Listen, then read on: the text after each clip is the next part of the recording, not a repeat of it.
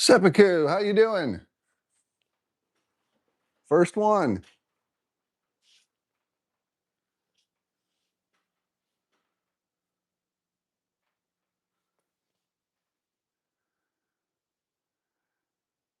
Crazy Eyes RC, how you doing? Stefano, how you doing? You still working on that other, that second F40 for me? Can everybody hear me okay? Audio working all right? How's the audio? All right, lots of people joining in. Loud and clear, perfect, thank you. 5x5 boom. I'm gonna make Seppuku an admin. Is that all right with you, Seppuku? Thanks, Alpha. Shane Atkins, 822, how you doing? Joe Bonkers in the house. I love this group we have. There's been a lot of drama in the RC crawler industry lately, so you never know who's going to try to crash my live stream. So I'm going to put Seppuku on as an admin in case anybody gets timed out. I don't expect to time anybody out. I know Trey Weeble likes to time out people for fun. I only do it if it's serious. Seppuku, how do you pronounce your fake name? Is it Seppuku or Seppiku? Type 1 for Seppuku, 2 for Seppiku. 1 for Seppuku, 2 for Seppiku. You'll never tell. Okay, we'll just say it however we feel like it. I noticed that Pocket Knife always says Seppiku, and he might be more down with the Pokemon than I am. Pikachu, Seppuku. All right. Hey, 24, yep. Yeah, it's still happening. 4 minutes later, it's still happening. Can you believe it? There hasn't been any technical problems. The cult leader is in the house. We might learn something tonight. I don't know. We'll see how it goes. Let me try to make an admin here while we're waiting for some people to come in.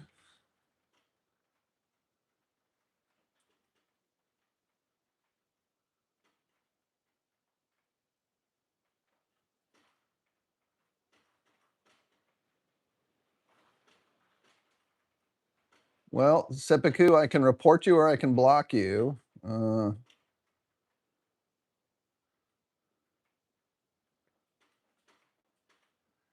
I don't know how to make an admin. Well, we'll see if it reveals itself during the course here. All right, I got the 2 tripod system going.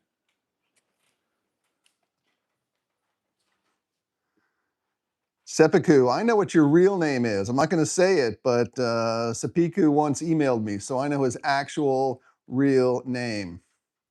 Down with the clown. Got a tadpole. All right. How many people downloaded a tadpole?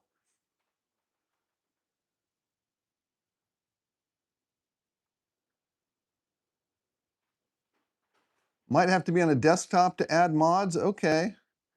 Well, Trey doesn't have a desktop, so you do? Okay. Got to be on a desktop. All right, I'll figure that out somewhere else. Bob Nibbles, 4905, how you doing?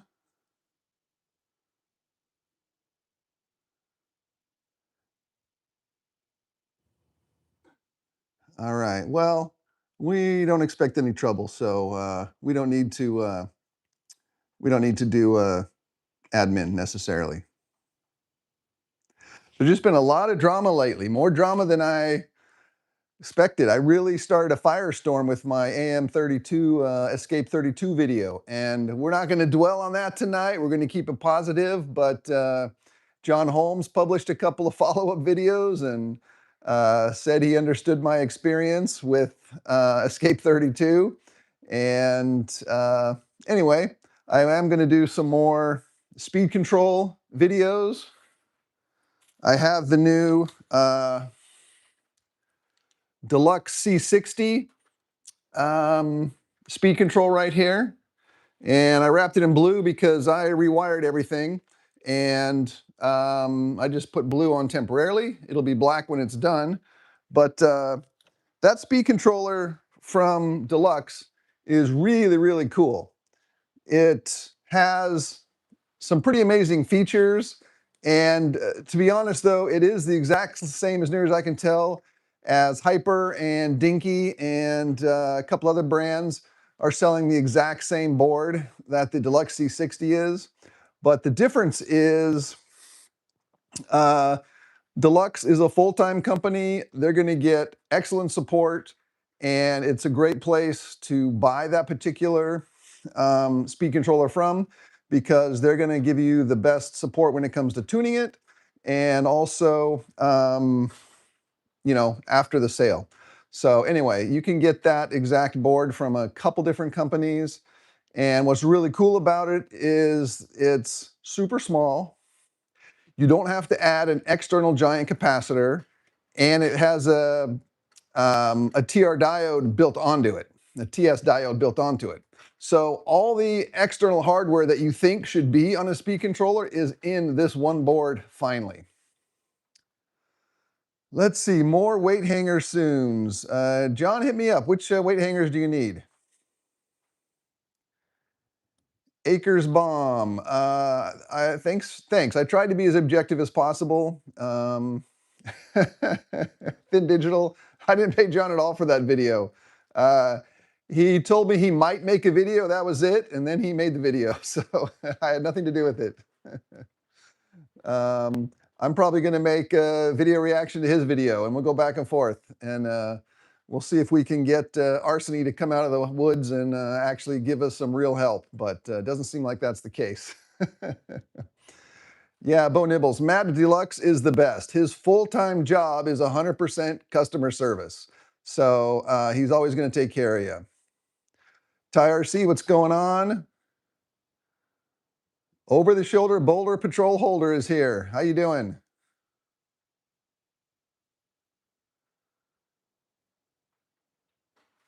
John Masterbray, are you considering the internal rotating version of the extreme weight hanger? Because I got an even better version of it that's even simpler. It's really cool. Yeah, I can get some more weight hangers made. I don't have it planned right now. Not too many people have asked, but I can do another order, especially now that the Chinese tariffs seem to be vanished.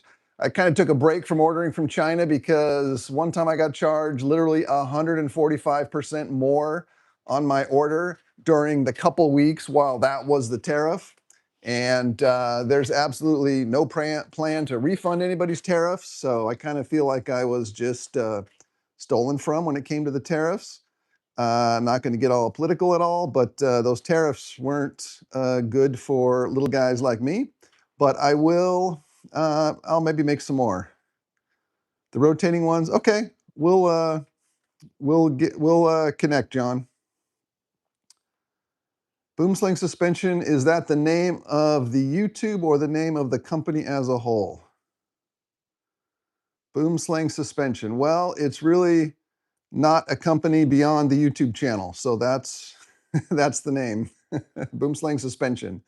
It used to be Boomslang Sus, but it was too confusing, so I switched to Boomslang Suspension, and maybe someday it'll just be Boomslang. I don't know. Wick Taylor, how you doing? G-axle crankshaft, how's it going? Down with the clowns. Hangers for SCX24. Oh, that's a great question. Let me get a drink first. Anybody drink Mountain Dew?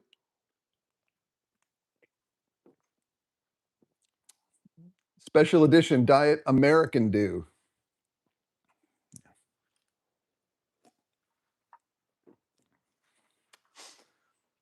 Let's see, 24. Okay, asking about weight hangers for 24. What I'm thinking is people still keep stumbling across my old Ultimate SCX 24 wheel video and are looking for the wheels. And I only made 50 sets, and I just sold 50 a couple weeks ago. So hey Josh Zuweseldorf, how you doing? Um, so I'd like to make another set of Boomslang wheels for 24, and they have to have the internal weight hanger. That's key. At least that's my goal. But the original ones were kind of expensive. They had a really nice aluminum hub, which is nice, but these vehicles are so small, you don't really need a steel or metal wheel face, and you don't really need an aluminum hub. So I think what I'm gonna do is make a simpler version that's fully printable. It'll be way cheaper, no metal parts, same rotating bearing inside, but you'll be able to make them at home. And if you perceive that as being cheap because it's all plastic, that's okay. That's kind of the intent. No carbon fiber. I'll probably do the carbon fiber beadlocks because that's a really thin, strong part. And I think having the carbon fiber beadlock would be a key part, but the rest of it, you can print at home pretty nicely out of plastic. So I do plan on making a second version, more cost effective, of the Ultimate 24 wheels, and you guys love printing and making your own parts, so that's great. Bo Nibbles, have I been to Dana Rock? Yes. Last time I was there, it had been completely burned, so you had to walk around ash. And also, there's always a ton of glass and garbage up there. So Dana Rock's pretty cool. It's right in San Jose, easy to get to. But it's not my favorite place to go, but I have been to Dana Rock, yeah. How many rigs do I have right now? Well, hang on.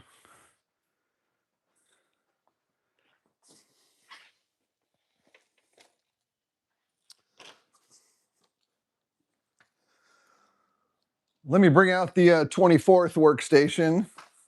This is the 24 scale workstation, and all my vehicles are in pieces right now. So I actually have, at this moment, 0 24 scales that I can start running.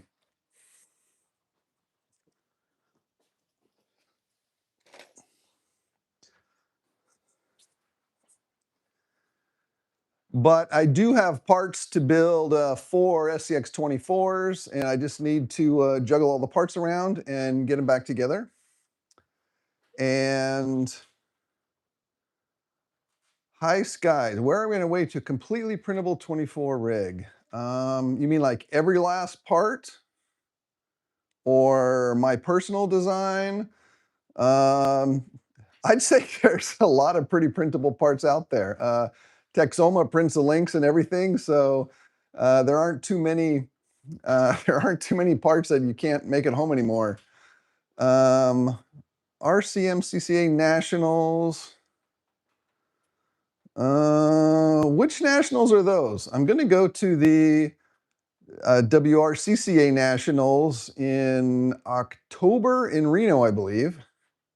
24 Yep said he'd come out to Reno and hang out, one of the most beautiful cities in the world. Yeah, they multiply quickly. I'm trying to get a second, I'm trying to get a second 10th scale built because I want a test platform and then my normal driving platform. So I really want 2 10th scales, but I just can't seem to get to the second one. I keep working on the first one. This guy, I actually blew up my deluxe dig. Where is it? I actually blew up my deluxe dig, so I had to take that out temporarily. And I'm trying to get rid of this front steering rod. It's always the first thing to hit, and I want to put it back here behind. And then I might have to move my battery back. So as much as I like pushing stuff forward, there becomes a limit where this stuff is in the way. So I want to get rid of this steering rod and reconfigure this front end a little bit. Otherwise, this 10 scale is going pretty good. All right. High Mountain RC Mike. Yeah, you think this hobby's cheap. You buy a car for 150 bucks, and then Yeah, I'm pretty sure that Axial is giving away the base vehicles at a loss and making the money on the parts. On the 24, consider selling just the hub, bearing, and hanger. Location plates, lots of high clearance wheels out. Yeah, Acres Bomb. I'm not sure if there's a wheel that has as much clearance internally as I do. So if I wanted to make it compatible with somebody else's wheel faces, that kind of makes sense. I'll have to research and see what we can get. The first official Micro Nationals. Where's it at?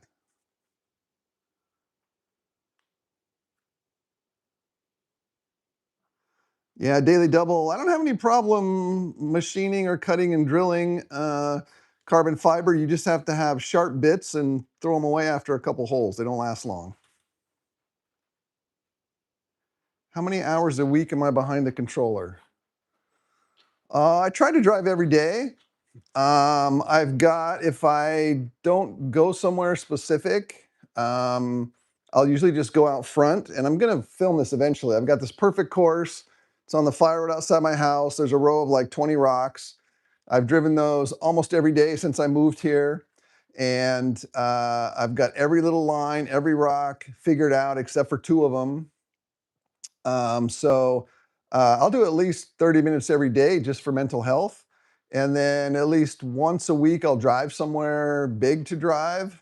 And a couple times a week, I'll go a little further than my house to some of the better areas that are still within walking or bike riding distance. So I don't know how many hours. Never enough hours driving, that's for sure. Yeah, that seppuku, that dig, I stripped out one of the sets of teeth, and I'm going to say it's my fault for now.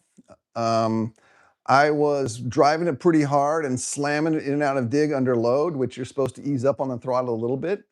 And also, I'm not 100% sure that I had the endpoints fully in there. So next time around, I'm going to be 100% sure on the endpoints and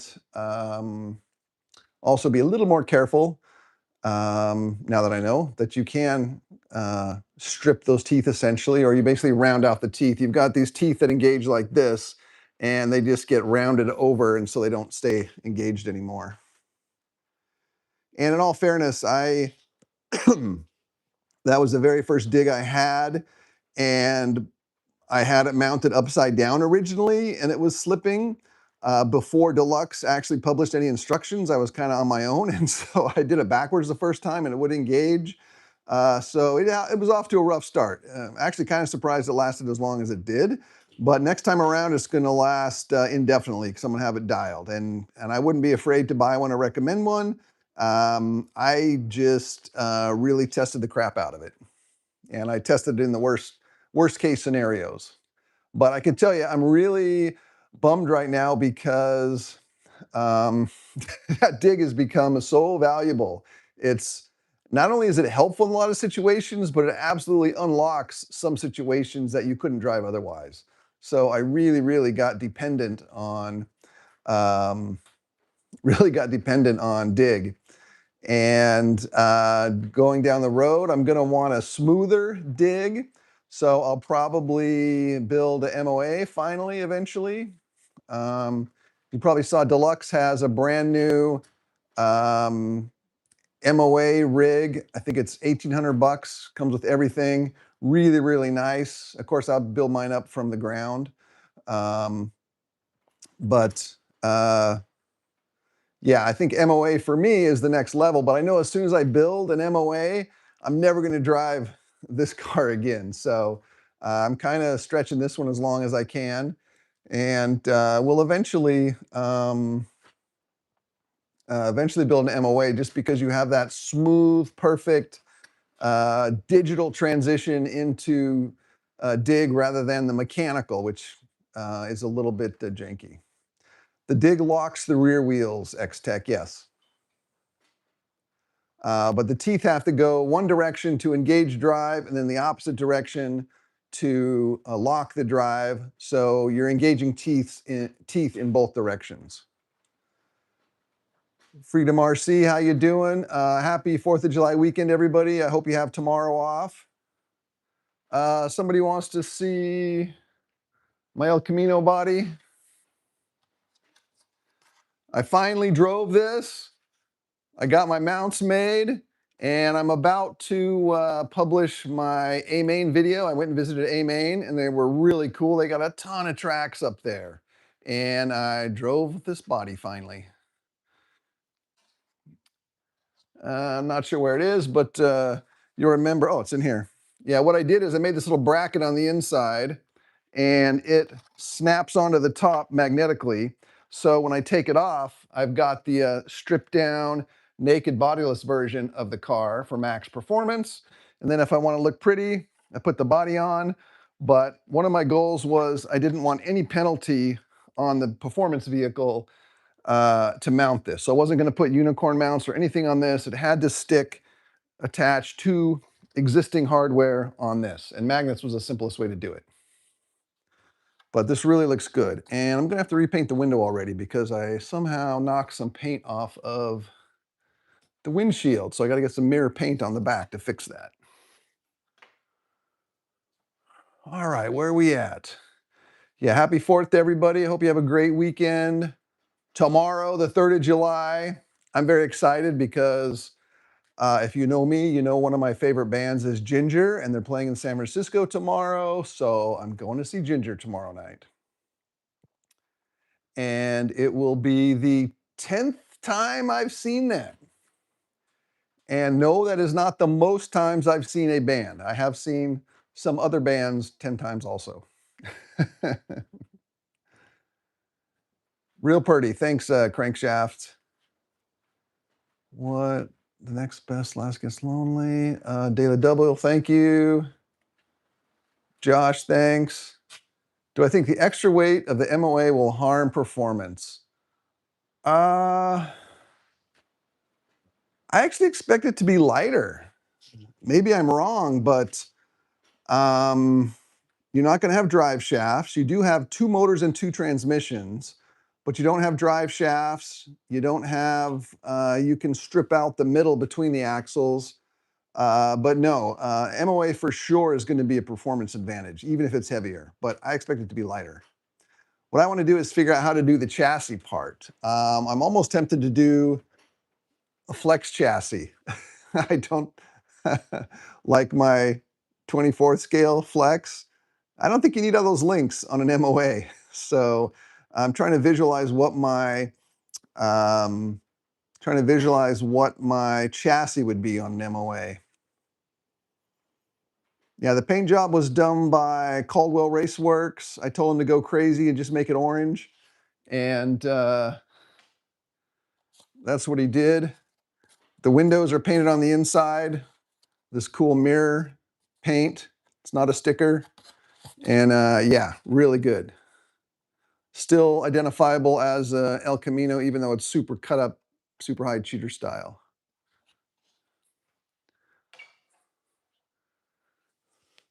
If I'm missing any comments that are important, put it down again. My favorite song from Ginger, I really like Copycat, but I go back and forth. I like some of the earlier ones. I really like a lot of songs. I don't think I could pick just one Ginger song. Bo Nibbles has got an MOA for me. Okay, I'm down to try whatever.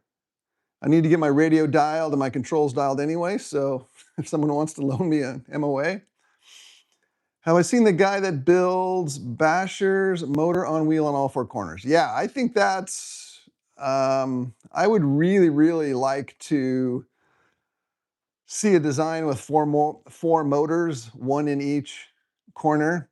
It would require some pretty serious, it could have some pretty serious software to go with it. Imagine being able to drive around a corner and have a straight axle, but be able to drive with proper Ackerman so your vehicle doesn't hop. There's a lot of really huge potential if you had 4 independent wheel control. Hey, Lindsay, how you doing? Nothing better to do than tune into my dumb live stream. Lindsay, I heard you went to a venue where Ginger was playing and then you didn't see Ginger. That is a crime. Explain yourself. How did you miss Ginger?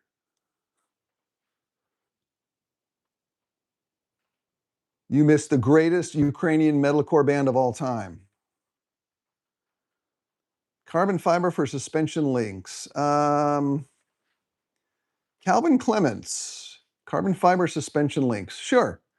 There are some bicycles that have eliminated a ball bearing pivot and just did a flexible tube to get suspension. Sure. So, hey, Tilted Tomsky, how you doing? Lindsay, are you saying you did see Ginger? Yeah, I think for what we do, links are overrated and so are shocks. I think you could do a lot with some flex members. I still need some damping, but anyway, we'll see. Well, I do like Third Eye Blind a lot, Lindsay, and I have seen them. And you know, if you'd have told me you'd seen somebody else, I might have been more angry. But the fact that you saw Third Eye Blind, I'll accept that. But man, you really missed Ginger. They're good. They're good. So people are listening to Ginger in the background. Handsome Seven, Copycat. Yeah, that's a good song. That suddenly makes my hair make sense, huh? Okay. NFGRC, how you doing?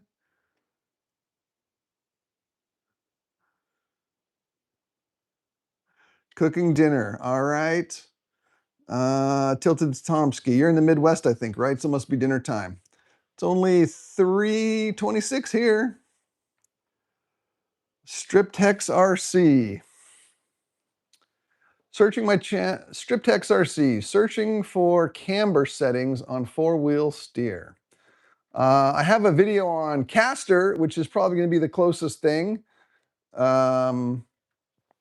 Camber is when the wheels are tilted in and out. Caster is when the steering angle is tilted backwards usually. As far as camber, I'd probably just set them vertically. Carbon suspension links. Calvin Clements, if you watch my video on the 24 scale flex that I built, SC Flex 24, I think it's called, that that kind of explains my thoughts on the concept.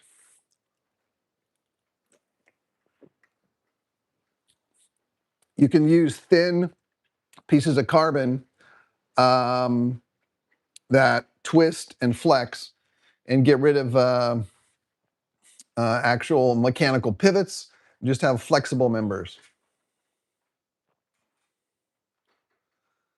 Styrene suspension links, maybe in 24 scale. Striptex RC. I thought you meant caster. Yeah, there's a video on caster in there. Hey, Neil Jones in the house. How you doing, buddy? Carbon suspension. You know, this is my carbon roof that for my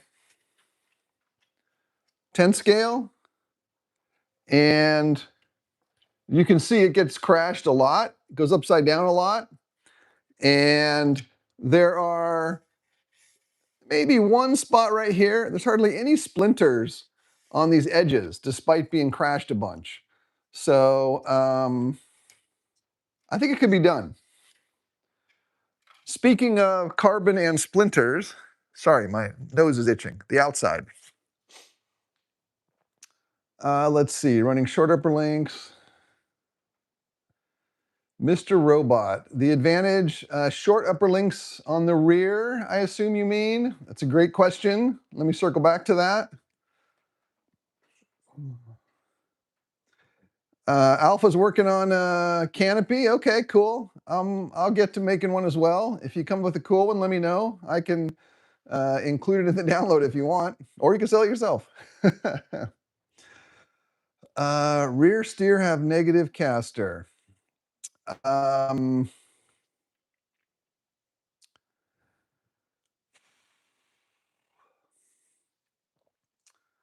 No, caster is a whole different topic on solid axle crawlers that don't have differentials.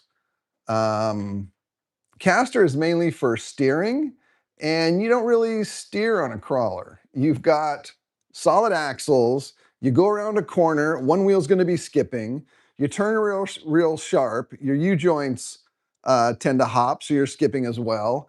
So classic caster theory doesn't really apply to RC crawlers. The way I look at it on my crawler is when I'm climbing up a steep hill, I want it to be as stable as possible when I'm steering. So I want this to be as neutral as possible. So I have really low offset and zero caster in the rear, just so things are as unobtrusive as possible, if that makes sense. There's not really a perfect answer in the rear that I've found yet, but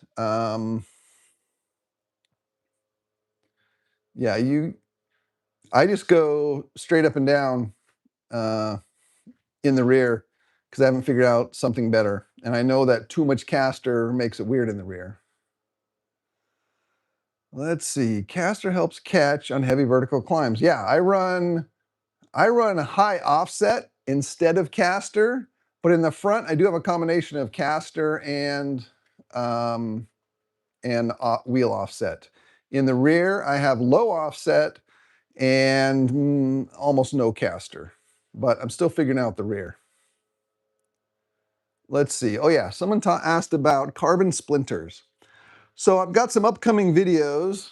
Let me check my sheet here. I've got some upcoming videos that are definitely going to create some conversation. One of them is going to be about carbon splinters. Everybody who is sealing the edges of their carbon, drone people do it a lot, RC people do it a lot. There's a better way to do it, and I'm going to do a video on that. And y'all probably aren't going to like that video, but you'll be smarter afterwards. I'm also going to do a video next week on dual rate springs, which many people misunderstand. I'm going to do a video on links. Everybody was very excited to twist their rear axles and see if the suspension lifted or sank. And so I appreciate everybody providing the feedback. I put a video on Instagram. What happens when you rotate your rear axle manually? Does it go up or down? And what's really interesting is a lot of people said if you have 100%, if you have greater than 100% anti-squat, your shocks will extend. If you have less than 100% anti-squat, your shocks will compress. And unfortunately, that is very far from the truth when it comes to an RC crawler. So I will explain exactly why your shocks extend or compress when you twist the rear axle. And there is a preferred way to set up your vehicle. If your vehicle stayed neutral, that's a great way to do it. But you can also get your rear end to suck down, which I think is preferred, rather than extend. Most vehicles extend, but you really want it neutral or compress. My rear end compresses. When you hit the throttle, squats down nice and tight. And it's not because the anti-squat is less than 100%. But it is from the linkage. So, what hair products have I used? Well, the original hair product was Aquanet Extra Super Hold in the pink bottle. But currently I use something called Hair Dough. It's very soft and friendly, and it doesn't make your hair wet or sticky. So I like Hair Dough. Stripped RC is from the Netherlands. Hey, how you doing? Yeah, up late there. We appreciate it. All right, 63 people here. That's awesome. That's awesome. Let's see, this daily double, the ceiling video, yeah. And I actually got some help with that video. So it's not just my opinion, because I know some people get mad when they say, oh, that's just your opinion. It's not true. So for when I can consult another expert, I do. And we're going to have a really great expert when it comes to the carbon fiber ceiling topic. I actually talked to 4 different experts to make sure we had all the evidence completely correct. And fortunately, everybody agreed. So we're going to get some really cool tips on how to seal your carbon fiber.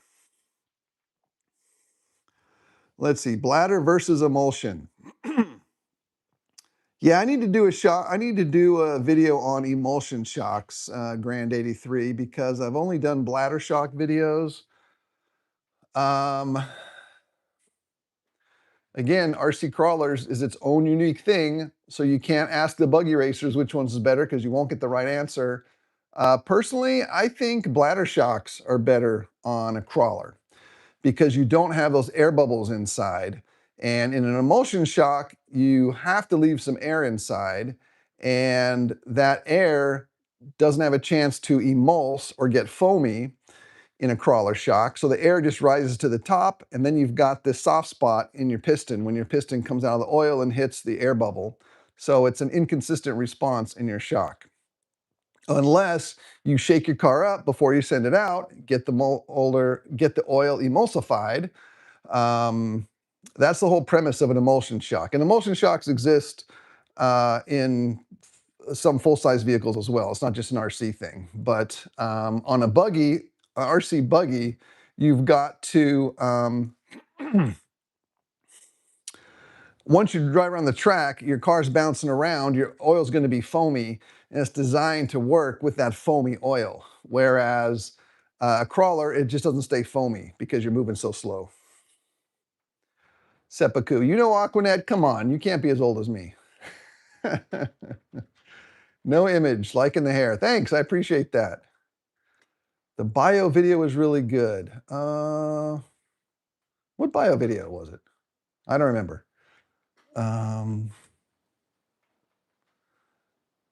Yeah, I'm lucky my hair stayed on.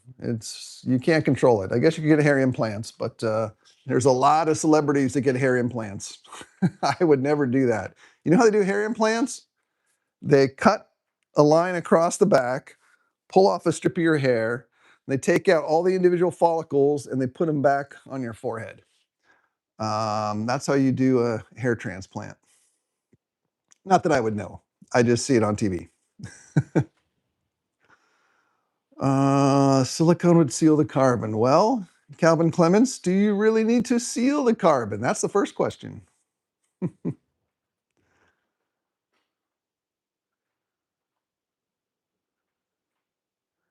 There's a lot of benefits to being bald, that's for sure. Big Dog, 24 Yep, still here?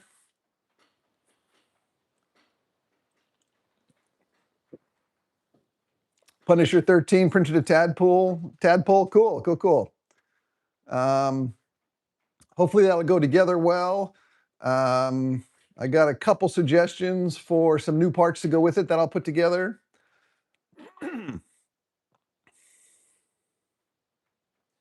All right, what else should we talk about? So we talked about controversial videos coming up, links, traction. Oh yeah, the other one's going to be traction, which reminds me, I need to also leather punches. Yeah, NFGRC, those leather punches are so much easier to cut your tires. I'm going to do a video on traction. And part of that video is going to be this yoga ball. $15 on Amazon.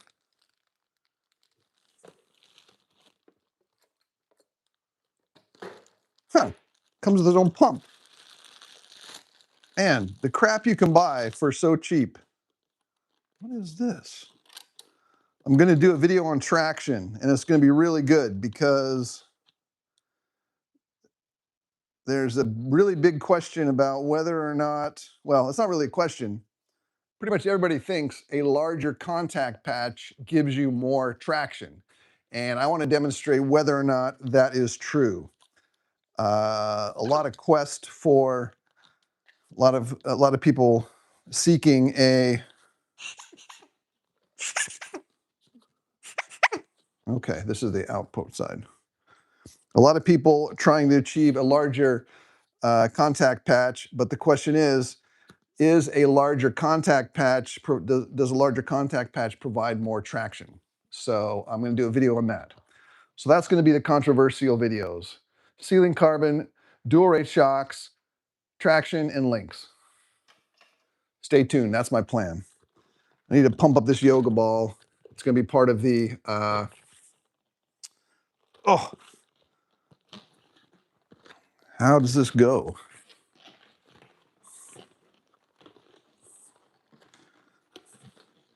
Hopefully watching me try to inflate a yoga ball is slightly more exciting than watching Trey eat a piece of pizza. Oh boy, this is going to require some effort. I'm not sure how this works. Well, I'm not going to use this pump. I have plenty of my own pumps. So anyway, I've got 2 orange yoga balls to demonstrate traction. Is the dear leader here? You can buy almost everything in orange. X-Tech 101, not wider but longer is what works on full-scale crawlers. Somebody else said it's very condition dependent. Yes, that's all true. Oh, we have a visitor. Hey, buddy. Don't say anything bad. I might. Hello. We're dog sitting a friend's dog for a few days. This is Sven. He's Swedish.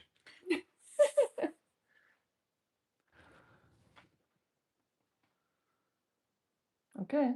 All right. Well, there's the dog. They don't love Sven. Bye, Sven. They don't love Sven. Is Zoe on? Trey eating pizza is interesting. Yeah. The dog isn't. All right. Hey, Mrs. Boom. Hey, Seppuku says hi, Mrs. Boom. Okay. Hello. All right. Lindsay says hi also. Hi, Lindsay. Wendy said hi. All right. Let's go back to traction real quick here. Contact patch better sand. Crawler shares very little with full-size vehicles. Yeah, when it comes to traction, there are some general rules and general guidelines to follow. Also, there's a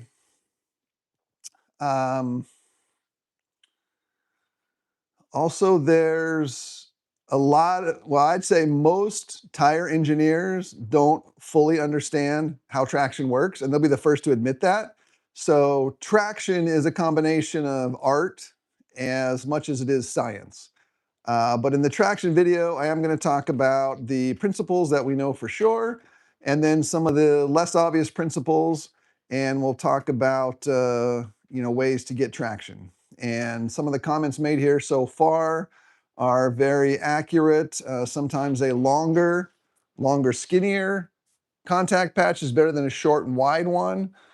Some of the questions we'll talk about is, why do muscle cars and F1 cars have bigger tires in the back, smaller tires in the front? Dynamic friction and static friction in the house.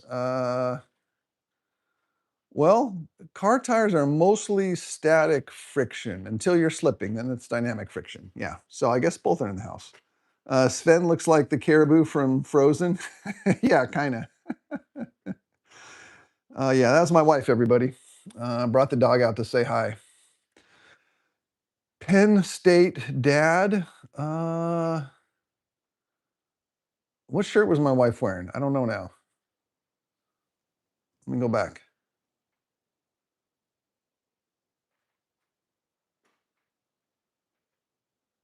Was she wearing a Penn State shirt? I don't know why she would.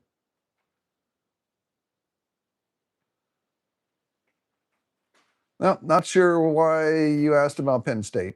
Anyway, we don't have any relation to Penn State. We have kids at Lehigh University, which is in Pennsylvania. Siping is critical. It can be, and it can also not be. Yeah. Electronic tray ideas for the tadpole. I do not have any tray ideas for the tadpole. I kind of think these boat sliders, or we should come up with a better name. I think we should call boat slider side pods. It sounds more high tech. I think electronics are going to have to go on the side, on side pods. Have we seen the El Camino body back there? Yeah, like an hour ago, as Dee's rider. You guys are really dissecting the background. Yeah, tomorrow. Hey, somebody finally paid to play. 24, yeah. Thanks, buddy. I appreciate it. Very nice. Trey is sharing the love. Thanks, buddy. I appreciate it. Yeah, if you want to see this actually in action, look for my video tomorrow where I actually drive it finally at some of the courses at A Main Hobbies. So I did drive this. Tadpole side pods. Side pole tide pods. Tide pool tide pods. Yeah, electronics tray. Let me make a note of that.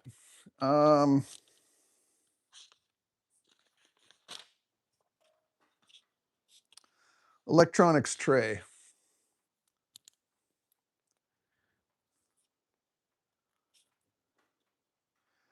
I've already got a request for some unicorn mounts instead of magnetic mounts. That's really easy. I'll probably put some unicorn mounts, both for the front and the rear, in the tadpole download the next couple days.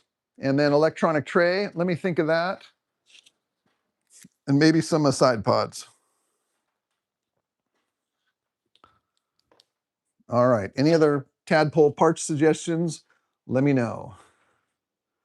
Looking for leaks. Between the rails. Yeah, daily double. That's cool. Put some pictures up on. I really like to squeeze everything in the middle if you can, but it's pretty tough to do.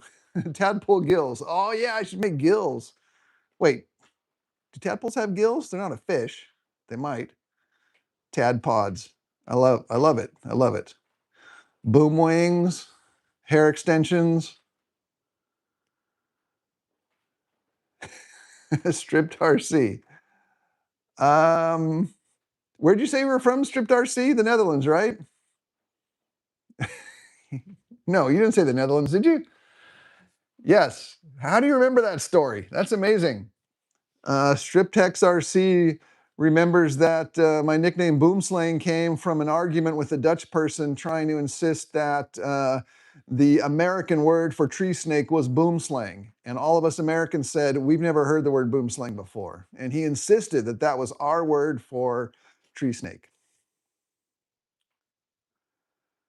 Switch workstations for a day with Trey.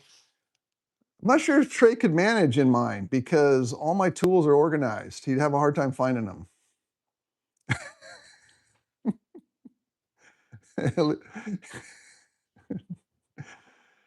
Oh, Trey. Yeah. Yeah, my workspace is disgusting. I take Windex and clean off my silicone mats about once a week. I'm not sure your workspace has ever met Windex, has it? Frog legs. Oh, the links should have been frog legs. That would have been good. Yeah. All right. How long have we been here? 49 minutes. Okay. 72 people. All right. It's going pretty good. Going pretty good. I have quite a few things we can do and say and talk about. Your work mat is stuck. Yeah, I don't know if you guys have seen the other live streams or not, but I have these work trays. It's a stainless steel tray with the dog mat, silicone, grease doesn't stick to it. And I have 3 or 4 of these. And depending on what project I'm working on, I bring these into the workstation and I work on it. So I basically have a 10 scale and 24 scale. And I have another one for shooting videos. And that's how I kind of keep organized. So I can switch between different projects. Josh got some stickers. Nice. Let's see it. I'd love to see it. Styrene trays and the tadpole. Oh, man.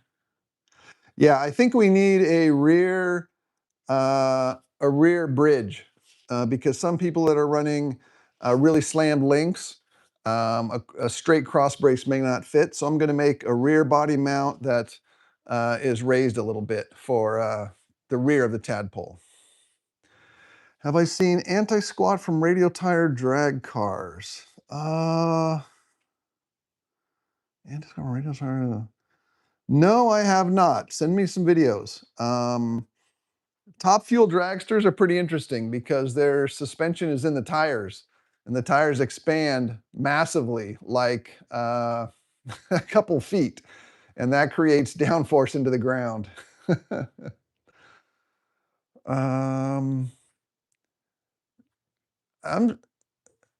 I'm surprised the top of Trey's workstation isn't stuck to everything he sets down because there's so much E6000 around. Talk about short upper rear links. Oh man.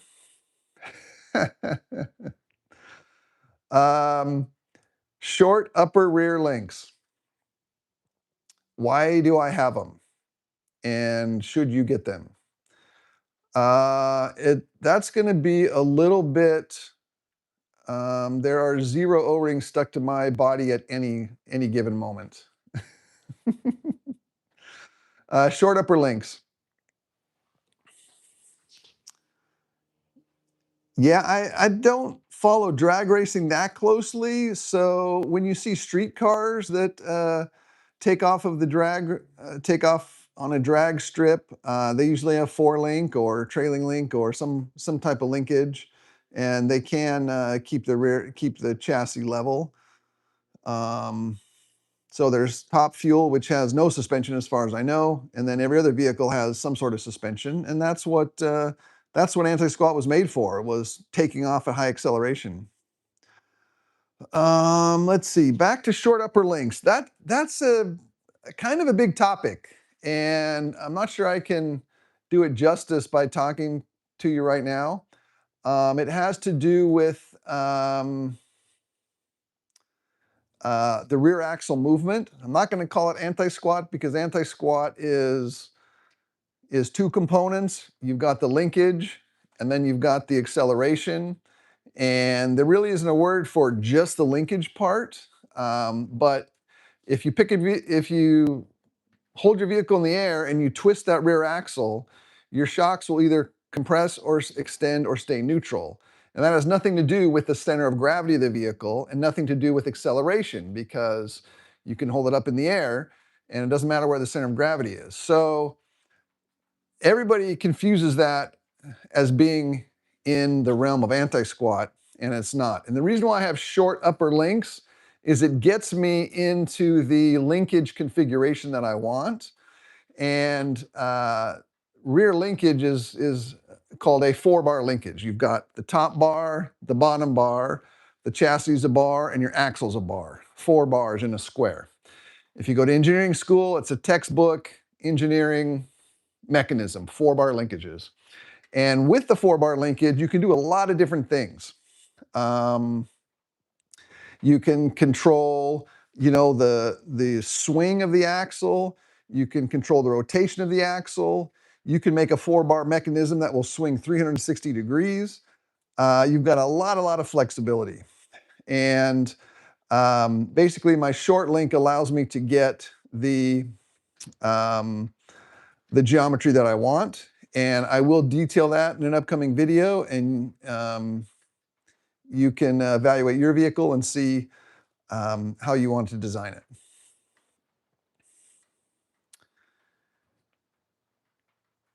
G axle crankshafts, links, negatives to mounting both rear links off the same pivot on the chassis. And Blinky, is it related to IC? Yes, Blinky, it is related to IC, which is the instant center, which is one of the geometric components of four-bar linkage. It has something called an instant center. And if you mount both of your links at the same point, that becomes your new instant center. So yeah, you can actually mount both your links together if you do it right.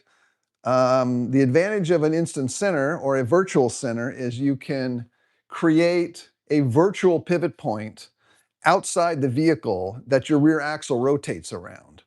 And if you take your links and you point them towards each other where they intersect, that's called the instant center. And if you take your rear links and you mount them to the same spot, that is the same as the virtual pivot that you create with the four-bar linkage. And that's exactly one of the things I'm going to explain in my video. Is the big dog intro permanent? Yeah, I can make that permanent. I think I'm saying big dog in at least every video somewhere now. Short links do not hurt articulation if you do it right. In fact, I got too much articulation. I might even reduce my articulation a little bit from where I am right now. Truck and Matt, how you doing? Good to have you. Intersection, instant center is the intersection of the links if you drew lines to infinity. Yep, that's absolutely correct. But what does that instant center mean? What do you do at that point? Drawing it is the first step. Knowing what to do with it is the second step. What about links that go up 15 millimeters before going to the link mount? What about my links? Which link location are you talking about? Virtual high pivot. Yeah, so for you bike guys, you'll know all about single pivot, four bar, instant center, VPP, instant center migration. Those kind of topics have been talked a lot in the bicycle world. And that's why I know a lot about it. And I'm going to show you how to apply it to a crawler. Rear uppers. Okay, let me see if I can break this down. What about my links that go up 15 millimeters before going to the link mount rear uppers? Sounds like you're describing a link riser. I'm not a fan of link risers. As a general rule, you kind of want your links parallel. Let's just say that for now. It's better to have your links more parallel than more angled and pointing towards each other. Why not? Why not enough information? 500 milliliter links on what above what and in front of what? More questions could be answered for that. Way not enough information. Yeah. It's going to be hard for me to verbally explain. Just wait until you see the video with the graphics. It'll make a lot more sense. And if your links are bent, that doesn't matter. The line of action is from point to point, so it doesn't matter if your links are bent or not. Yep, high clearance links do not change the geometry as long as the mounting points are the same. General thoughts on Furry Tech? I think they're great. I have some of their products. They mostly do smaller scale stuff, but they're pretty dialed, and their tuning app is great. So I think most Furry Tech stuff is really, really good. All right, Fountain Valley, Rick M 1283. How you doing? Good to see you. Your links should point towards the heaviest point on your car to help squat. That is close, but not quite. for anti-squat on a moving vehicle and on a slow-moving crawler, there's a whole different strategy that I will explain. All right, what else should we do today? Let's see. I just printed a new skid. This goes on my rear steering servo. I've been playing around with these.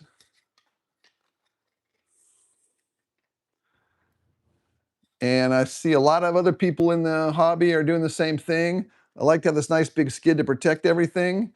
And you can see I've got a skid in the front that leads into the skid, and then I've got a rear skid in the back, having everything smooth on the bottom. So I've been really trying to dial this in. Does anybody do ironing on your bamboo? This is a concentric ironing, so it makes the surface nice and smooth. Hey, somebody just placed an order. Thank you for that. So when you do concentric ironing, it goes around, around, around, and it leaves kind of a little visible texture in the middle. My other, if you use the other ironing pattern, it goes back and forth, and you don't get this cool pattern. But ironing is good. Upside down truck body for a skid. Yeah, that's a good way to put it. Truck and mat trained for squat for drag traction. Cool. I look forward to future conversations on the topic. Yeah, I can share the, you want a skid file? No problem. If you're running an axle kind of like mine, this will work. I can put that up, no problem, you can have it. Yeah, ExoCage does a lot of those skids. He may have been doing them before me, I'm not sure. But I've seen a few people have really started doing those kind of undercarriage skids. Just put upside down body for an ultimate skid. Yeah. Diff servo skids. Yeah, sure. I got them for you. John, there's also a guy, I have to figure out what his name is, who makes a bunch as well. I think if you check with Brandon Anderson, he might sell them. So he has a couple different versions than the version I have. But yeah, those undercarriage, those deluxe servo mounted skids are really cool. All right, how complete is my Tradfisk 84? My 24th tadpole is not complete. It's not even close, frankly. I kept taking it apart to test different parts and try different parts, and right now it's all apart and not very well put together. That's kind of the price of development. It's almost never all the way done. It keeps going backwards. One step forward, two steps back. Am I going to slowly morph into a rally car with a full underbody skid? Yes. I want a full flexible fabric underbody skid.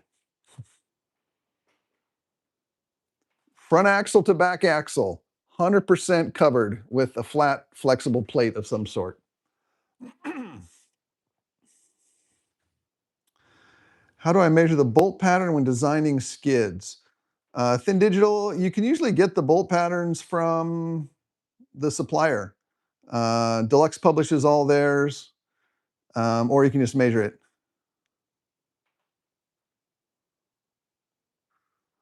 The hammer, how's it going? Is this the hammer? Are you the hammer from YouTube? I forgot your full name. Tommy the Hammer or something. Or we have more than one hammers out there. Yeah, Alpha, it's you could print a bunch of chassis and then build multiple tadpoles.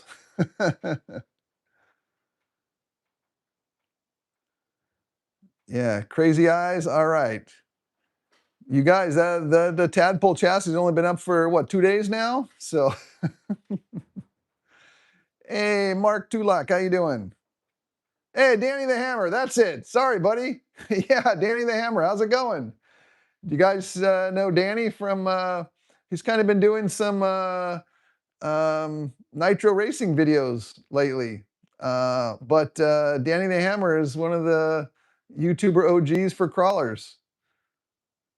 Good to have you. Thanks for checking out the channel. Thanks for checking out the live stream. I hope you find it interesting. Yeah, don't forget to hit the like button. 62 watchers. Excuse me. What else should we do today? I haven't even left this spot yet. What else is on my list? Tadpoles, talked about it. 24 Ultimate Wheels V2. I will work on it. Should we do a giveaway? Somebody last time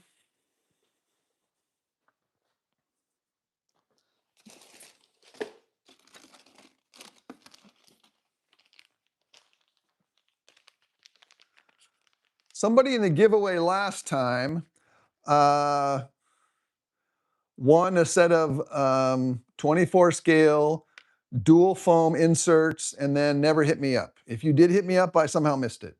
But I'm going to give these away again. I do have 2 sets, so if the first person who won this, hit me up on any of my socials and I'll send them to you.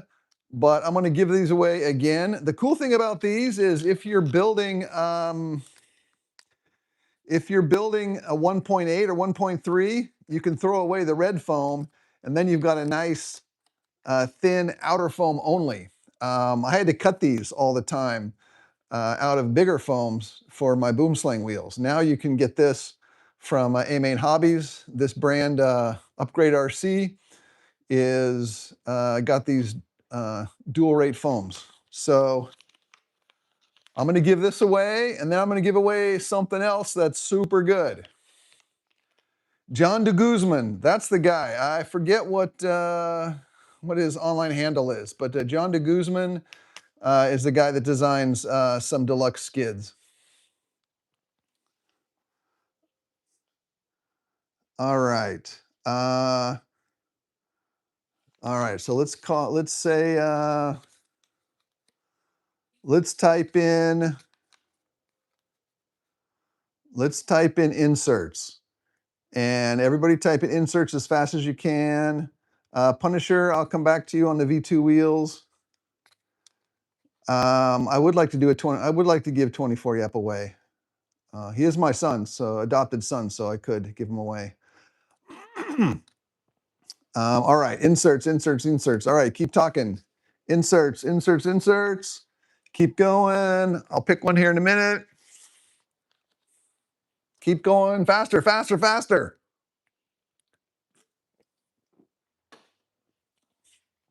It's Misfits and Maya in the house. I think those are some kids, right? Good to have you. Inserts. All right, keep going.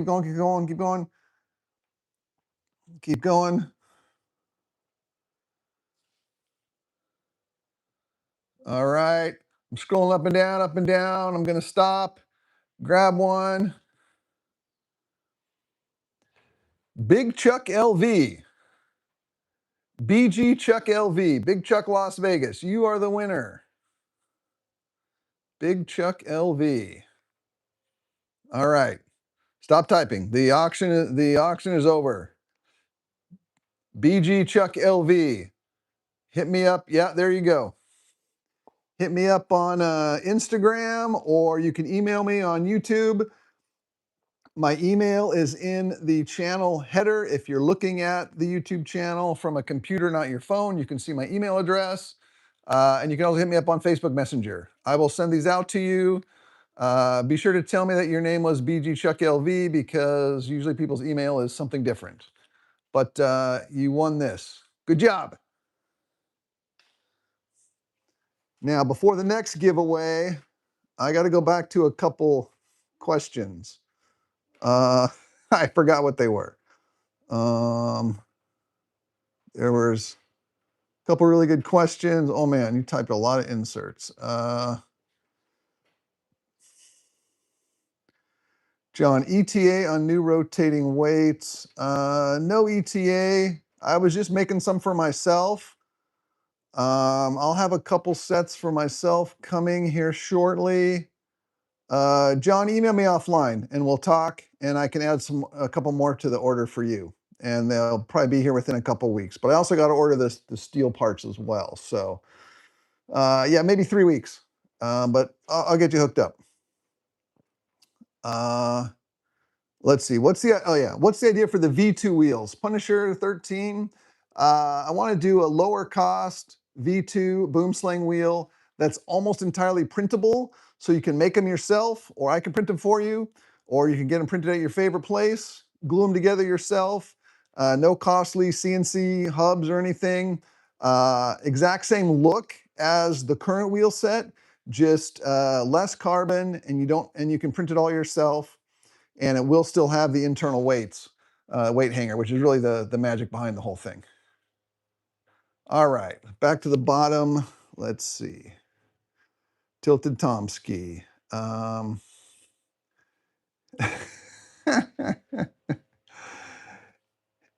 Yeah, everybody email me and tell me you're the yellow triangle guy and that you won. I hope you all emailed Little Guy Racing and told him you were the yellow triangle guy. Does everybody get that from does everybody get that from Trey's last live stream? Yeah, no, Tilted Tomsky. I know who won. Polywog 30. Yeah, a couple people have mentioned that. I totally want to do a Polywog 30, but I would have to buy a 30, and I'd have to take it apart and reverse engineer it. I don't see that happening in the near future. I got too many other projects on the table, but I love the idea of a Polywog 30.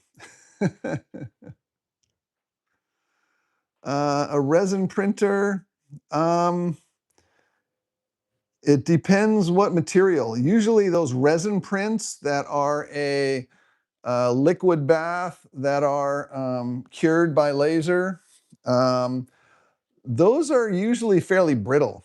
So I think PETG would be the move if you're going to print. If you're going to print a tadpole. And honestly, I would just print the tadpole, get it the way you like it, and then cut one out of carbon. I'm not really a fan of printed chassis personally. I know it works great with such a small vehicle. We can't get away with it on larger vehicles that are heavier, but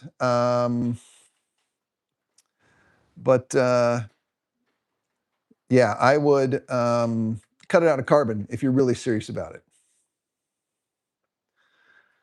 Bob Nibbles, let's see, someone's X-Tech 101 is going to sleep. It's 1 a.m. there. Yeah, take her easy. Thanks for checking in. What CAD am I using? I use Onshape because it's free, and I also had it at my last job, but I also know SolidWorks, and I also know Creo. I actually really, really like Onshape. I'm surprised how much I liked it. I thought I was going to hate it, but Onshape's pretty good. What size tungsten cubes? I use 1/4 inch is pretty much the standard tungsten cube size, and they're becoming expensive and hard to get. Printed ABS. Yeah, I printed some orange ABS. ABS is nice and strong. It's a little bit on the brittle side, but ABS isn't going to warp in the heat. So I think, yeah, I don't think you need a carbon or glass field print, but like a PETG CF is a great material. That'd make a nice stiff chassis. Yeah, when it comes to 3D printing, honestly, the differences are fairly subtle.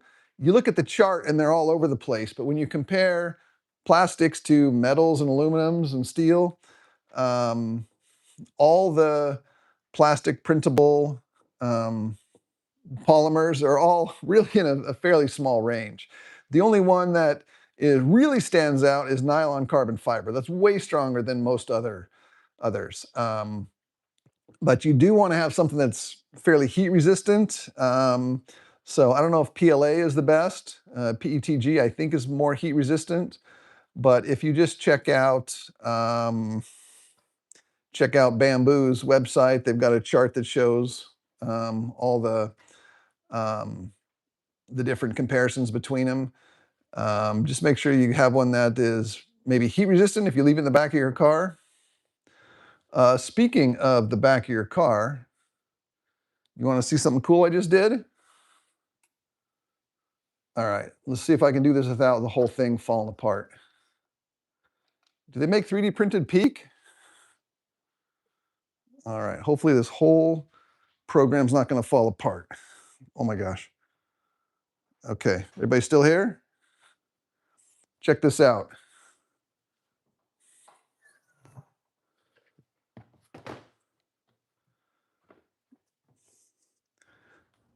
Oh, I kind of got to put my stuff in for it to make sense.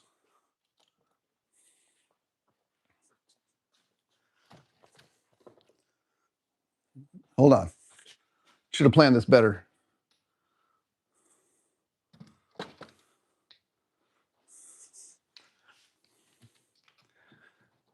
All right. In the front of my car, I built in this, oh my gosh, this storage unit for my car.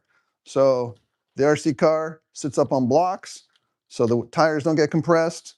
Got my tools right here, sunscreen, radio package right here. And then I just put this mat over the top to keep it from bouncing around. Good to go. And it's all removable, so if my wife needs to take my car for groceries, she can do that.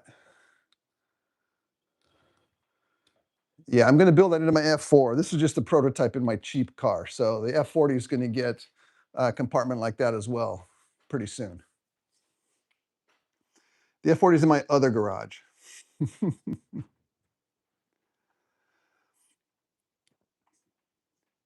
All right, what else, guys? Field trips are the best. Okay, we can do more field trips. What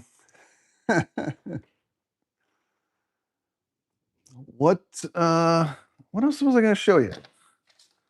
Let's see. Do you guys want to see something bicycle related or something movie related or music related?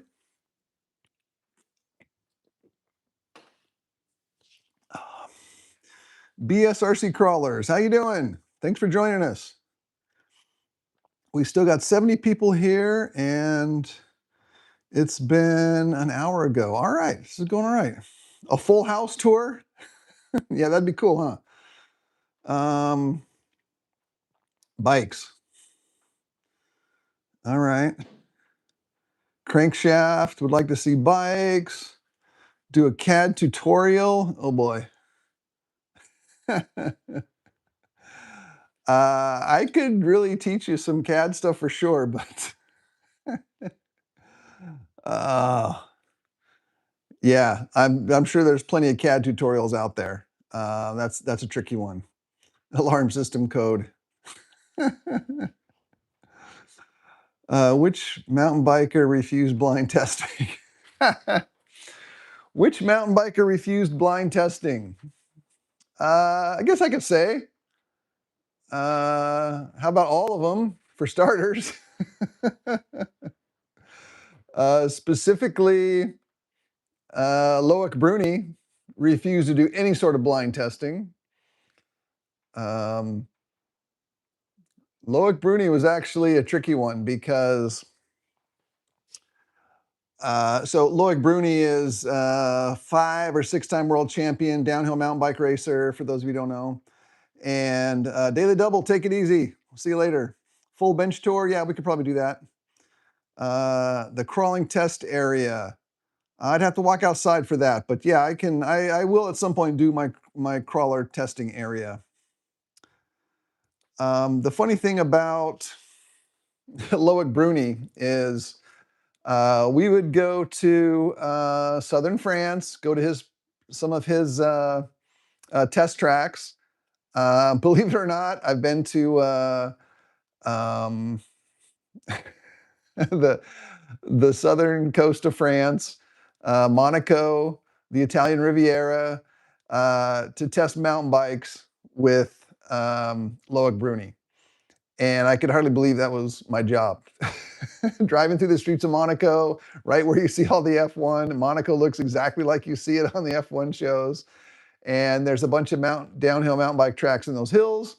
We took Loic Bruni up there to test. We brought, new bikes, new parts, new components to test. Öhlins came out with with different shocks to test. And here's how Loic Bruni approached testing. He had his own timing gates. A timing gate is like a post you put at the top, a post you put at the bottom, then a little sensor you put on your bike or in your pocket. You ride between the gates and it tells you what the time is. So he would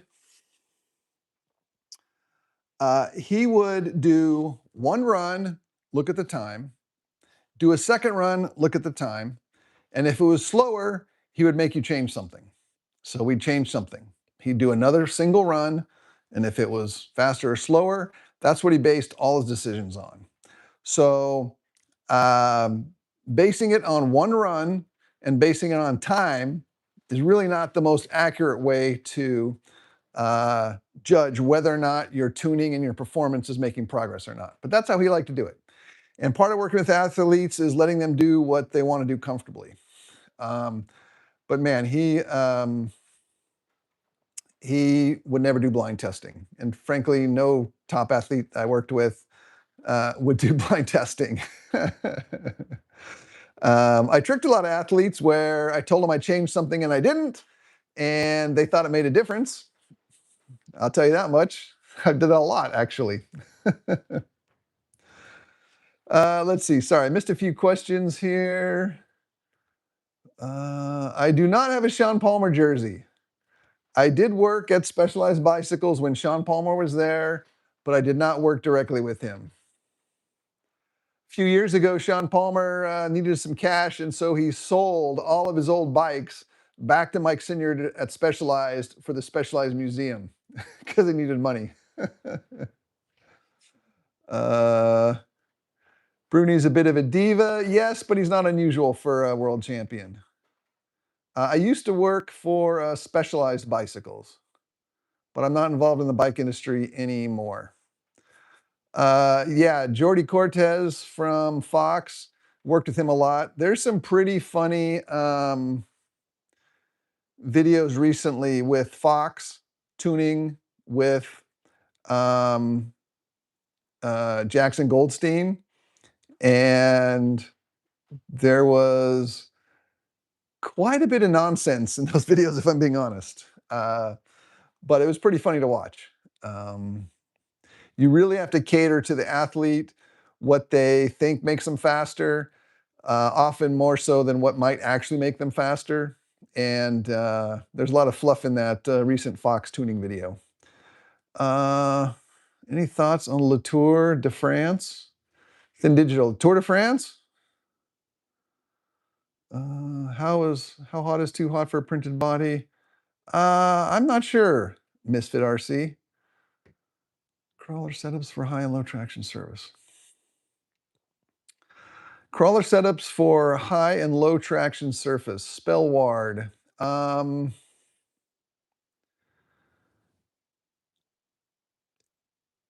When you're talking about buggies, they talk a lot about high traction and low traction surfaces and tuning the suspension for those terrains. On an RC crawler, because it's slow moving and your suspension and your shocks are mainly for articulation and much less for suspension, the biggest factor in high and low traction surfaces is going to be your tire and the tire tread and the tire insert.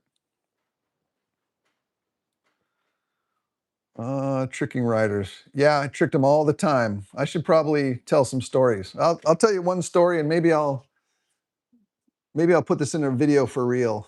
Favorite ESC, great question. I will get to that. Bob Nibbles, an old Klein Pinnacle, beautiful, beautiful. Okay. There was a pro athlete, and he needed something to make an advantage. So we said thin digital. I'll get back to that. One thing that's important to athletes is the feel of the bike, and the stiffness of the bicycle is a big factor. So you can change the stiffness and get different results, but you can measure the stiffness very accurately, but the athlete may feel something different than what you measure.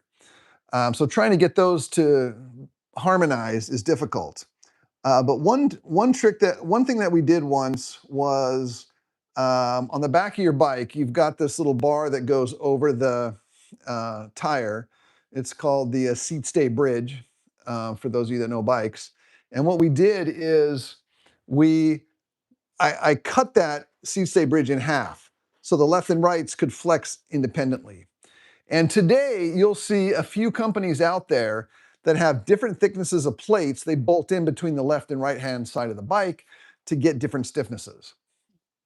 Now, when I cut that part, I could not measure a difference, believe it or not. So that little part contributed almost nothing to the overall stiffness of the bike. But I cut that in half. Did I say Aaron Gwynn? That's who it was. He went out and wrote it. And if he hears this, I hope he gets a kick out of it, because I'm certain he doesn't know this still to this day. But we cut that little part in half, which would theoretically change the stiffness. Again, I couldn't measure that stiffness change, but he thought it rode so much better. Well, professional athletes during the course of the racing season, they'll get multiple frames. They'll get a new frame with new paint jobs halfway through the season. They might crash a frame and they'll get a new one.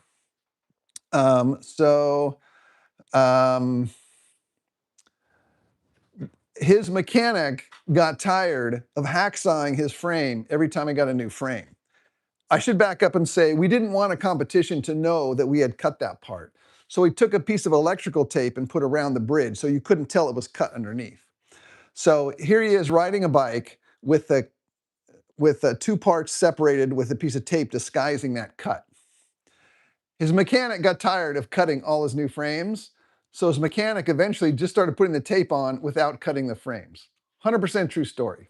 And so he rode the whole season with the frame with electrical tape on it, and it wasn't actually cut underneath, and he loved it.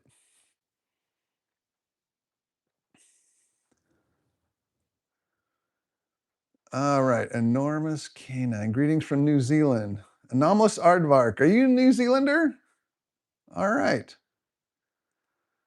Black and orange tadpoles for the win. I just printed a bunch of black and orange for somebody. That's probably you, Rick, right? Yeah. Hey, Rick's here. I can potentially print some tadpoles for you if you want. Anomalous aardvark. Awesome. A lot of New Zealanders here. Isn't it approximately the same time there as it is here, within like an hour? I think the time in Australia, New Zealand is pretty close to the time it is in California. Have I been up Kennedy Trail? Doesn't ring a bell. Let's see, a Tour de France question. Man, that's a great question. For sure, everyone involved with the Tour de France is doping to the level that they can get away with. And the money involved in cheating is way more than the money involved in catching cheaters. And the money that you win involved in the Tour de France, yeah, everybody's on something in the Tour de France, I have to believe. One of my favorite tricks in the Tour de France is called blood doping. What you do is in the off season, you donate a pint of your own blood and you store it. And then back when during the race season, you put that pint of blood back in you. So you've got an extra liter or pint of blood in your system carrying oxygen. It's called blood doping. And that used to be pretty easy to get away with, except they started adding preservatives to the blood, and then they came up with detection tests for the blood preservative. Now, one guy got caught blood doping because his coach got the bags mixed up and accidentally put a bag of a different type of blood in his body. So he had two blood types when he got tested. And you know what his explanation was for why does he have two blood types? Well, the obvious answer is that he was cheating. He got a wrong bag of blood put in him. But his excuse was when he was in the womb, he had an unborn twin with a different blood type. And that's why he sometimes registers two blood types, because of the unborn twin from his mother's womb. That was his explanation. Oh, man. Anyway. So let's see. Still got 65 people here. Okay. Tour de France. So yeah, everyone's cheating every possible way they can get away with. And as far as mechanical doping, motor doping, I think that's harder to get away with because of the bike inspections and because of the weight. So I don't think there's any hidden motors or batteries on Tour de France bikes. I would be surprised if anybody at the top level is getting away with mechanical doping of any sort. But physiological doping, I have to imagine that's still pretty rampant. The unborn twin, yeah. I heard some great excuses.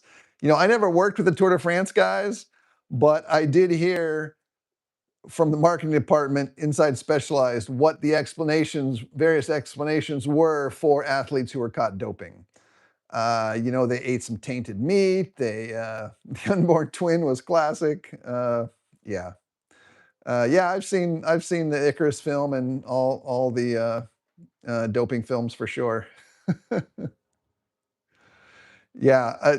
Lance Armstrong, that whole era, he was such an icon and a legend, and kids looked up to him, and then to be exposed as a cheater, yeah, that just kind of ruined cycling for the US. But yeah, Anomalous Aardvark. What time is it in New Zealand right now?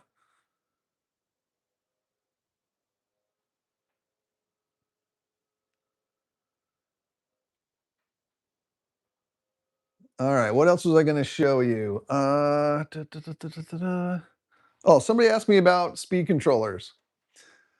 My favorite speed controller is still the classic Holmes Crawlmaster Mini V3.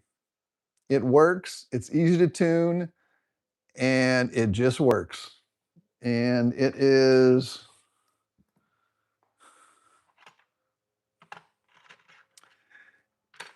the one I have in my vehicle. Oh yeah, this is it. Yeah, I've been using this Crawlmaster Mini V3 for so long. I've rewired it multiple times. I changed the orientation of the wires depending where it's sitting on the vehicle. This thing is just absolutely bomb-proof, AM32, and it works. And it's not the smallest. If you look at a Silent Assassin, the Silent Assassin is exactly the same as Deviate Stilty, the same as some deluxe models. It's a little bit smaller, but I haven't had as good a luck with this Neutron board as I have with this. But I am going back to Escape 32 for one reason. I don't really want to use Escape 32 because there's too much drama, and the guy behind that has turned out to be a bit of a piece of work, not super likable.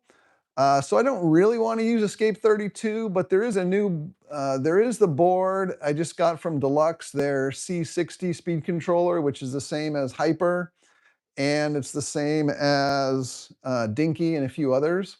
But the cool thing about that board is you don't have to have an external capacitor, you don't have to have an external TS diode, and you don't have to have an external BEC. It has a 12 amp BEC plus a capacitor plus a diode all built onto the board. And the board's super small. So I'm just going to suck it up and try to get Escape 32 to work in exchange for a tiny, tiny board that has all the electronic features you want built onto it. 8:30 a.m. Okay, so it's a pretty good time zone difference. Why did I think New Zealand and Australia was just a couple hours difference from me? I don't know.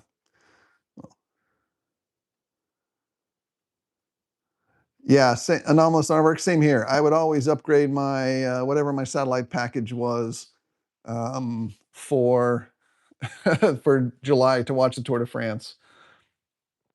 If you want to watch downhill racing, it's on HBO Max. You can see the 8 or 10 downhill races every year. They only show the finals. There is qualifying that they don't show anymore, but they do show senior men, junior men, and women downhill racing.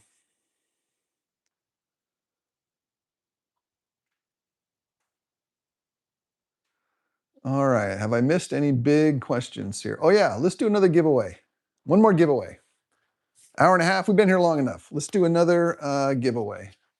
How long's it been? Let's see. If I missed any comments or if I missed any big comments, put them on again. If you made a donation and I missed it, go ahead and make another donation. I'll accept it. La Tuile. Didn't they race that before? It's a whole new track in La Tuile. All right, so I'm going to do another little giveaway here. You guys know Cow RC. I'm sure you've heard of him. I really like Heath at Cow RC because he supports the hobby super, super well. He really takes care of content creators. He doesn't do a lot of marketing other than connecting with content creators. So he's really, that's why you're going to see everyone's got Cow RC work mats and other supplies. And he's been super good to me. I just asked him for a can of dry lube. So this is ultrafine graphite coating. This is what you want to use if you're doing an external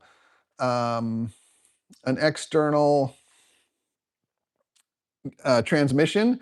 If you've got exposed gears, you can also do this on your U-joints. Hey, Mark Dulock, thanks so much. Good live Boomslang, much appreciated, very, very much appreciated. So this is a spray-on graphite. This can's kind of expensive, but it'll last you a lifetime. And you have to take your transmission apart, spray it, put it back together. But for an open transmission, this is really good. And I had a bottle of it that was kind of clogged. It wasn't coming out nice and smooth.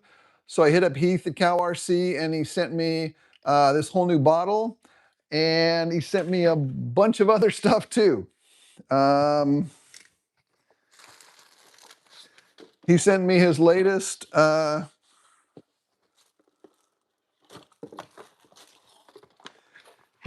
blower. Hey, bushcraft. Oh my gosh, the train started. You guys, anomalous aardvark. Some worthless New Zealand dollars. 5 New Zealand dollars. That's probably like 80 US dollars, right? Bushcraft. Thanks a lot, man. Keep it going. I appreciate that. I got to pay for the shipping on these for whoever wins the gifts we're going to give away. So much appreciated. He also sent me, so again, I just asked for some spray and he sent me his latest blower. These things are crazy. I think they're about 70 bucks, but they're so powerful. I put this in my car when I'm done driving at the beach or something, I got sand, I just blast it off with this. So I blow off my workbench. You won't believe how nice it is. Choo choo, clean line crawlers. Thanks, buddy. Very much appreciated. Keep her going. Thank you. So these simple desktop blowers are so useful. Trey wouldn't be familiar with that, but you can blow off the dust on your desk, blow off your car. So I really like this one. I would show you how strong it is, but It might blow away my whole thing. It's real. I mean, this will blow snow off your windshield. It's really, really powerful. It doesn't do it hot or cold. It just does, it's not a heat gun. It's just pure air. But it does have a vacuum attachment. So you can put it in reverse, put this on, and turn it into a vacuum. So if you want to, hey, Bob Nibbles, thanks, buddy. Very much appreciated. You guys are great. Very, very, very grateful. Thank you so much. Yeah, so you can do this backwards, and it's this cool vacuum. It's got a filter and everything. So I'm going to probably set one up as a vacuum for the top of my bench, and then set one up as a blower that I can take with me and either do it at home or on the car. But he sent me a bunch of other stuff too. It's got really good organizers, really good mats.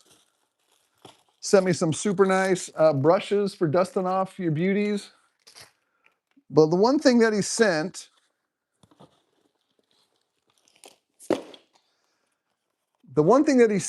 that he must have forgot that he already sent me one previously is this headlamp. So I got an extra headlamp. I'm going to give this away. And I have to say, I am a headlamp snob and a flashlight snob. I've got dozens of flashlights, all super high end, and headlamps as well. But this one is a great addition to your shop. It's got a light across the front. It's got a single spot on the side, USB-C rechargeable, super simple, light, comfortable. I keep this on my workbench. If I'm trying to look into, if I'm looking for some nuts that fell underneath the bench, pop this out. So this is a really nice headlamp, and I got an extra one. So I'm going to give one away. What is my favorite flashlight?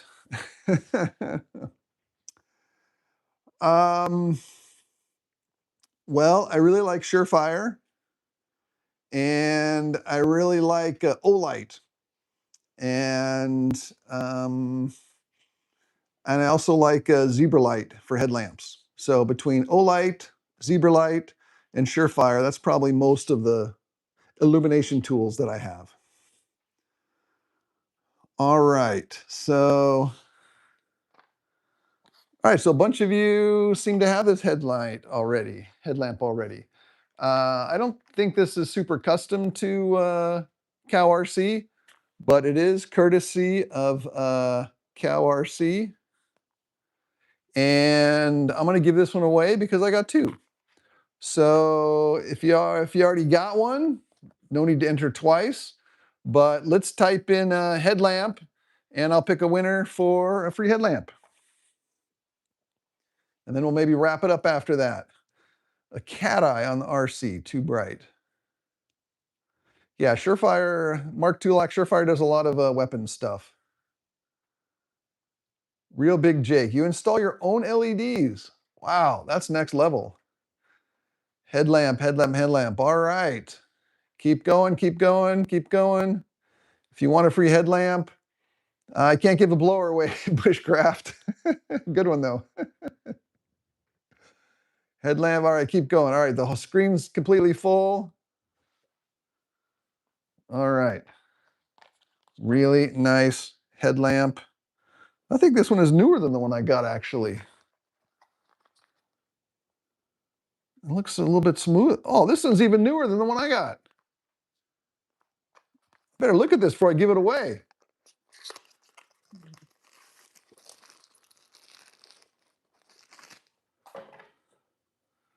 Oh man, this is a newer version. Well, I'm already committed now. This has a smoother transition here. It's got 2 yellow strips instead of 1. Oh man, I should have looked at this first. It's all right. You're going to get it. Keep going. Headlamp. All right, I'm picking a winner. Get your words in. Oh man, that's a lot. Boom. Clean Line Crawlers. Number 3 commenter. All right, the winner is Clean Line Crawlers. I will send you a headlamp. Hit me up on socials, and you are the owner of a brand new headlamp. And that will conclude the, all right, no more typing. The headlamp is, yeah, Clean Line Crawlers. Hit me up, and I'll get this in the mail to you. Courtesy of Cow RC. Yeah, so if you're looking for cleaning supplies or udder butter grease, Cow RC is great. All their cleaning supplies are terrific. They're a little bit complicated to understand because he's got quite a few, but Cow RC's got some really cool cleaners that you wipe on your plastic parts, and it kind of refurbishes them. You know, kind of like wiping that vinyl treatment on your car. And he's also got some tire cleaner that restores them to their original state minus the mold release. So if you want to make your tires sticky again, there is a Cow RC product that makes your tires sticky again. All right, are you guys hot in the West right now? On the East Coast, it's a heat wave out there right now, right? JSFEA, great session. Thank you, buddy. How you guys on the East Coast doing? 100 degrees? John Masterbray has used the tire wash. Okay. I haven't really explored it as much as I like, but it's supposed to make your tires stickier if you do it right. So chilling in the West. Yeah, it's normal temperature here in the West. 90 degrees, 100 in Missouri. Oh man, I've been to Missouri and you guys have a lot of humidity. Yeah. We just have nice, cool ocean air here in California, no humidity. Yeah, tire wash. Check out the Cow RC tire wash and let me know what you think. I'm almost certain I have a bottle that I haven't used recently because I usually switch wheels before I have a time to clean them. At Specialized, when you get free bikes when you work there as an engineer. Hey, Go Gadget, Rick M. 1283. Thanks, buddy. Very much appreciated. That's the pedal Rick, right? I think Rick M here. No, that Rick is tadpole print, orange tadpole print, right, Rick? Yeah. Thanks. Much appreciated. Okay, what was I saying? I got distracted by money. Very nice of you guys to make a contribution. I don't do memberships, so if you would normally subscribe to a channel and they don't have a membership, you can always chip in live, and you can also leave a tip on YouTube anytime you want. There's a button for that. So like I said, I'm not doing memberships just because I don't want to have to make exclusive content. I think everybody should have all the time, all the free content. And most of the pay content that I see online, I didn't feel was that much better than the free content. So I just keep my channel free. No plans on doing memberships, but certainly appreciate anytime you guys feel generous and chip in. It definitely helps offset. All the experiments I do cost money, and this whole project is not a moneymaker, that's for sure. So everything you guys chip in. The thing that really helps out the channel, especially everybody who's building a tadpole right now, if you're going to Amazon to buy parts to finish your tadpole, or if you're going to A-Main Hobbies to get parts, make sure you go to the video, click on my affiliate link first, and then anything you buy after that for 24 hours gets a couple cents kicked down to the channel, and that really adds up. So hopefully guys who are building your tadpoles can use the links off my site, and it doesn't matter what you buy, but hopefully you'll find some good tadpole parts. I put some links to the parts that I like to use, and so that's a great way to support the channel. It doesn't cost you anything more. You're still going to pay the same for the parts you buy from Amazon or AMA Hobbies. I just get a tiny referral fee because they know you came from here first and then went to their store. So anyway, enough of that. Time to lock the store up. All right, crankshaft, take her easy. Hope you have a great 4th, everybody. Do not blow your hand off with fireworks. Oh, it's way too common. I have a friend who lost an eye to fireworks, and I'm sure you all know somebody that's been injured by fireworks. All right, Real Big Jake. I have carbon tadpole rails on order, and they will be here in a couple weeks. So just keep an eye out on my website. $1 million bike collection. Yeah, I actually sold one of my bikes. I don't know if you're familiar with the Stump Pumper. It was a bike specifically designed for pump tracks, and somebody at Specialized bought it to return it to the company because they thought it deserved to be in the Specialized museum and not in my garage. So I wanted to make some space, and so somebody at Specialized bought it back from me.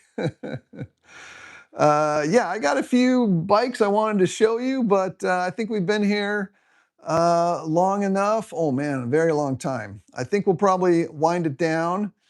Favorite brand of ESC? Come on, FEA, I answered that already. You can't go wrong with the Holmes Crawlmaster Mini V3. Unless you're talking 24 scale, I don't have a favorite. Anomalous Aardvark. Yes, I did learn later that Stump Pumper was had a definition on Urban Dictionary. Don't go look it up. But it was a stump jumper designed for pump tracks, so I call it the Stump Pumper. All right, guys. Happy birthday, America. Happy 250th. Hope you all have a great weekend. I will be hanging out with Ginger tomorrow night, so you won't see me on Trey's live stream. I don't know why I'm always available Friday afternoons, but I try to jump in on Trey's live stream when he has energy to do it. But tomorrow, I'll be hanging out with Ginger. It'll be the 10th time I get to see Ginger live. So, yeah, all right, we'll wind it down here. I don't have a good way to close this. Peace, everybody. Be careful with fireworks. Don't burn your neighborhood down, and don't blow your hand off. And thanks for everybody who chipped in, and thanks for everybody who watched. Just by watching supports the channel, so thank you very much. And I will maybe do it again next week. So thanks, everybody. Very much appreciated. Gonna shut her down. Say your goodbyes. Last chance. Hey, real quick, was the audio synchronized this time? Let me know if the audio worked this time. Was the audio synchronized? Or was it like watching a Kung Fu action movie? Audio synchronized. The audio's not synchronized? Are you serious? It's off by a couple seconds? I had a different phone, different microphone. Oh man. All right, I tried a whole different system, still didn't work. Let me try this real quick. Let me try without the microphone. Off by 2 seconds again, seriously. All right, I just took off the mic, it's unplugged. Can you still hear me first of all? Can you still hear me? And did the time come back? Is the sync back up? Testing, testing. It's better. The Wes says it's better. So the sync is better? Master Bray, it was synced until 5 minutes ago. Really? Okay. No delay. Seppuku's still off. Off by 1 second. Some people said it's fixed. Some people said it's not. Oh man, I do not know how to fix it. How is the audio quality without the microphone? Can you still hear me okay? Did it sound better with the Did it sound better with the microphone, or does it sound sufficiently good like this with just the phone mic? I gotta get the system dialed. Sounds good? Okay. So the microphone doesn't help, except if I walk around, then I'm sure the audio goes away. So as long as I talk into the microphone, it's probably fine. Okay. All right, guys. Well, I will work on the system better. The mic was better, but you can still hear me. Good as is. Sounds further away. Okay. Turn up your volume probably. More natural with the external mic, tinny with the phone mic. Sounds good, but now timing is bad. Oh man. I don't know how I'm going to fix this. This is ridiculous. Okay, I will work on it, try to get the timing better. Thanks everybody, for real this time. Take it easy. Thanks for the feedback, and thanks for all the contributions. Great night. I'll try to do it again next week, or at least in 2 weeks. But I got some time right now, and next week is yeah, we'll try to do it again. Say your goodbyes. Refreshed is still off by half a second. Dang. All right. Watch for upcoming videos. They're going to be very in-depth and very great topics. So tomorrow I'm planning on posting a visit to A-Main Hobbies, which is not very sciencey, but super fun. You would not believe the warehouse they have and all the inventory. It was crazy. So look for that tomorrow.